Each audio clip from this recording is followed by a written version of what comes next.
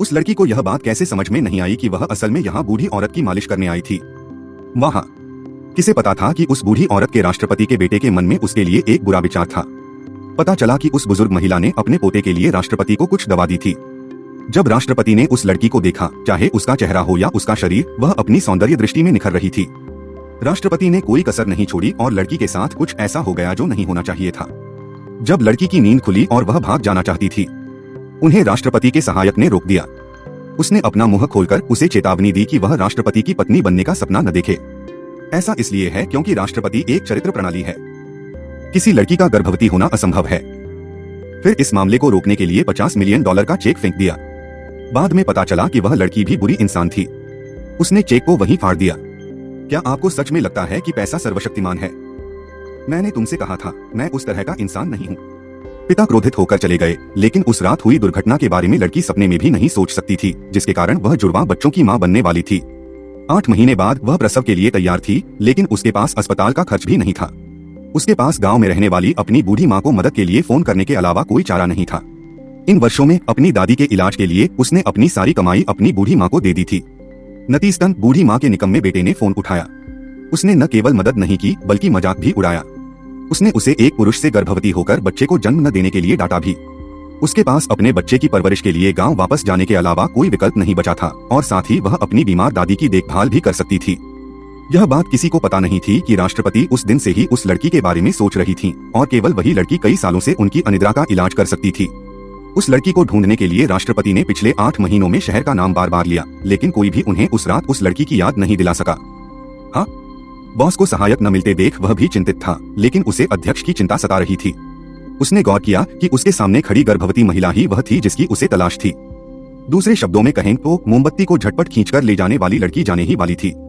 जब लड़की ने राष्ट्रपति का चेहरा देखा तो उसके चेहरे पर भाव बदल गए, लेकिन उसने यह स्वीकार करने की हिम्मत नहीं की कि वह राष्ट्रपति के बच्चे की गर्भवती है। इसका एकमात्र कारण यह था कि जब वह काम कर रहा था तो उसने एक महिला को राष्ट्रपति के बच्चे की तलाश करते हुए देखा। परिणाम स्वरूप उसे झूठा करार दिया गया और पीटा गया। अंत में वह अपने गर्भ में पल रहे बच्चे को भी नहीं संभाल सका। उसे डर था कि सच कबूल करने के बाद उसका भी यही हाल होगा। इसलिए उस लड़की ने सिर ऊंचा करके राष्ट्रपति से झूठ बोला, नहीं, मैं अभी सिर्फ 7 महीने की गर्भवती हूँ। यह बच्चा तुम्हारा नहीं है। सीईओ ने कहा कि उन्हें बस इतना ही लगा कि वह लड़की बहुत ही अनिर्णायक स्वभाव की थी। आखिरकार लड़की ने अपने ही पैसे लिए थे। परिणाम स्वरूप लड़की ने अपने ही पैसों से अपना सिर घुमा लिया और दूसरे आदमी की तलाश में निकल पड़ी। वह इस बात से नाराज था कि वह लड़की को अपनी नजरों से दूर करने की जल्दी में था और लड़की ने अपने पेट में चर्बी बनाए रखने के लिए ऐसा किया। वह बिना पीछे मुड़े ही मरने वाली थी। ठीक उसी समय जब सीईओ निराश थे, बुजुर्ग महिला अचानक दौड़कर आई। ऐसा इसलिए हुआ क्योंकि उसने सुना था कि उसके बेटे ने सड़क पर एक गर्भवती महिला को रोक लिया था। बुजुर्ग महिला अपनी होने वाली बहू को लेने आई थी। कौन जानता था कि सीईओ ऐसी गैर पेशेवर महिला के बारे में ऐसा कहेंगे। उसे उनके घर में प्रवेश करने का बिल्कुल भी अधिकार नहीं है। यह कहने के बाद उसने अपना सारा गुस्सा अपनी मां पर निकाल दिया। इसका दोष इस बात पर है कि वह घर पर किस तरह की महिला थी, अन्यथा उसका इस तरह के व्यक्ति के साथ कोई संबंध नहीं होता। ये शब्द उस बूढ़ी औरत को इतना गुस्सा दिला सकते हैं। आपको यह जानना होगा कि उनका परिवार 9 सदस्यों का एक ही परिवार है। आप सीईओ की पीढ़ी में जीना बंद नहीं कर सकते। सहायक ने झटपट लड़की की तस्वीर ली और बूढ़ी महिला को सांत्वना देना चाहा। हालांकि उस बूढ़ी औरत ने पलक झपकते ही पहचान लिया। फोटो में दिख रही लड़की असल में वही है जिस मालिश करने वाले से उसने 8 महीने पहले अपॉइंटमेंट लिया था। उस बुजुर्ग महिला को समझ नहीं आ रहा था कि उस दिन उसे कोई क्यों नहीं दिखा। पता चला कि उसे उसके अपने ही बेटे ने तंग किया था। ओह, इसलिए उसने अपना सिर घुमाया।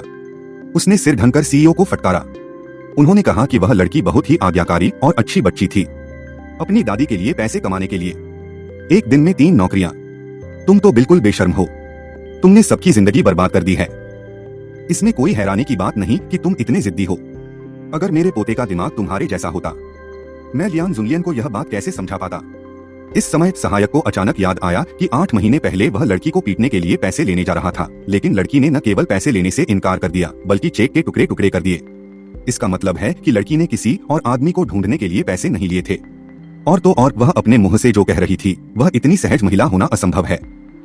दादी इतनी थकी हुई हैं कि शायद वह दादी के घर आने का इंतजार नहीं कर पाएंगी, लेकिन मुझे अपनी दादी की बहुत याद आ रही है। लेकिन इंटरनेट न होने के कारण लड़की को पता नहीं चला कि घर पर क्या हुआ था। अंत में दादी अकेले ही बिस्तर पर दम तोड़ गईं। इन लड़कियों की बातें सुनकर वह व्यक्ति पल भर में ही बेहोश हो गया। उसे यकीन नहीं हो रहा था कि उसकी दादी, जो उसे सबसे ज्यादा प्यार करती थी, अब इस दुनिया में नहीं है। इसी समय अचानक खिड़की से हवा का एक तेज झोंका आया। खिड़की के कोने में लगे सफेद कपड़े पर दादी की वसीयत लिखी हुई थी। लड़की को यह सच्चाई स्वीकार करनी पड़ी कि उसकी दादी का निधन हो चुका है और उसकी दादी के हत्यारे ये दो दरिंदे थे। इसी समय बूढ़ी माँ और बेटा अंदर आए। लड़की ने अपनी नाक की ओर इशारा करते हुए उन्हें हत्यारा कहा। कौन जाने इन दोनों लोगों के चेहरों पर अपराध बोध के कोई निशान है या नहीं। उस लड़की ने न केवल अपनी दादी की मौत का कारण बनने के लिए इतना पैसा खर्च किया, अब तो उन्हें लड़की के अंतिम संस्कार का खर्च भी उठाना पड़ेगा। उन्हें इतना बेशर्म देखकर लड़की ने अपना फोन निकाला और पुलिस को फोन करने ही वाली थी कि उसने फोन कर दिया। हालांकि बूढ़ी माँ की नजरें इतनी तेज थीं कि उसे झट से पकड़ लिया गया। तुम्हारी हिम्मत कैसे हुई? तुम्हारी हिम्मत कैसे हुई? तुम तो बिल्कुल बेशर्म हो। तुम्हारी हिम्मत कैसे हुई? तुम्हारी हिम्मत कैसे हुई? तुम्हारी हिम्मत कैसे हुई? इस क्षण लड़की को ऐसा महसूस हुआ जैसे वह बच्चे को जन्म देने वाली हो। उसके पास अपनी चाची से अस्पताल ले जाने की विनती करने के अलावा कोई चारा नहीं था, लेकिन चाची और उनके बेटे को लड़की की जान की कोई परवाह नहीं थी। लड़की को बाहर जाकर उनके कारनामों का खुलासा करने से रोकने के लिए चचेरे भाई जिन ने लड़की का पैर तोड़ने की तैयारी में अपनी छड़ी उठाई। एक ही समय पर राष्ट्रपति गांव पहुंचने के लिए पहले से ही जल्दी में थे। कार विस्फोट के कारण वह केवल इधर उधर पूछताछ कर सकता था, लेकिन उस समूह में किसी को भी यह नहीं पता था कि वह लड़की कहाँ रहती है। यह तब हुआ जब उसने आखिरकार लड़की के आंगन को छुआ। चाची रिसाव को लेकर चिंतित थीं। जल्दी करो और लोगों से कहो कि लड़की का मुंह ढक दें। फिर बाहर भागकर लेट गया। उसने कहा कि वह इस व्यक्ति को बिल्कुल नहीं जानता। ठीक उसी समय जब राष्ट्रपति जाने ही वाले थे, संगीत ने घर से आती हुई आवाज सुनी, इसलिए उसने बूढ़ी माँ को धक्का देकर दूर कर दिया। पागलों की तरह अंदर घुस गया।